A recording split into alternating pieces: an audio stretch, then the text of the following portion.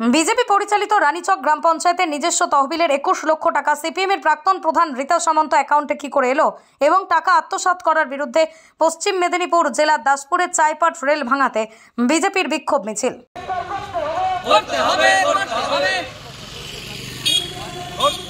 একজন কেউ স্লোগান দাও তো।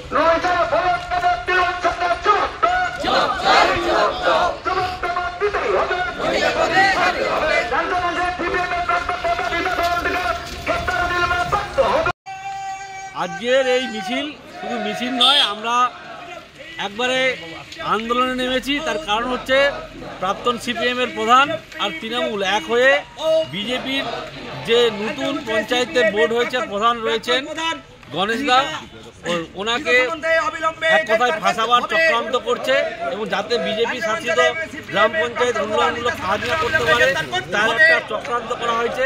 তারই প্রতিবাদে মিছিল এবং আমরা প্রশাসনের বিরুদ্ধে প্রশাসনকে আমরা দাবি রাখতে চেয়েছি যে এই দুর্নীতিগ্রস্ত তৃণমূলের প্রাক্তন প্রধান এবং তৃণমূল গোটা হয়ে যে নোংরা খেলা খেলেছে তা অবিলম্বে আইনি ব্যবস্থা নিয়ে সাধারণ মানুষের কাছে পরিষ্কার করতে হবে।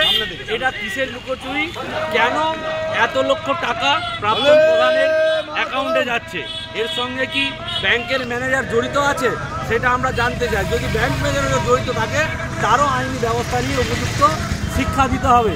সেই জন্যে আমরা আজকে মাঠে নেমেছি, মাঠে নেমে আন্দোলন করছি।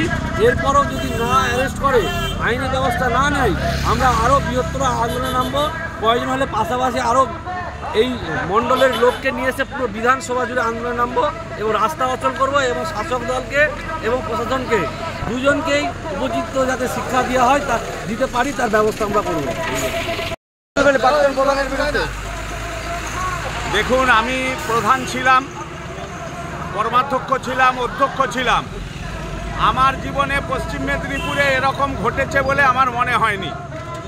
সিপিএমের প্রাক্তন প্রধান রীতা সামন্ত যে ধরনের এক প্রকার জালিয়াতি করেছে, আমি আমার জীবনে এরকম কখনো শুনিনি। তাই আজকে আমরা প্রতিবাদ মিছিলে এসেছি।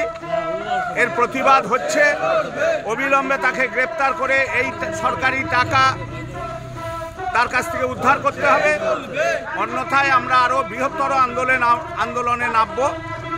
আজকে আমরা প্রতীকীভাবে এই আন্দোলন করছি, আগামী দিনে বৃহত্তর আন্দোলন করব।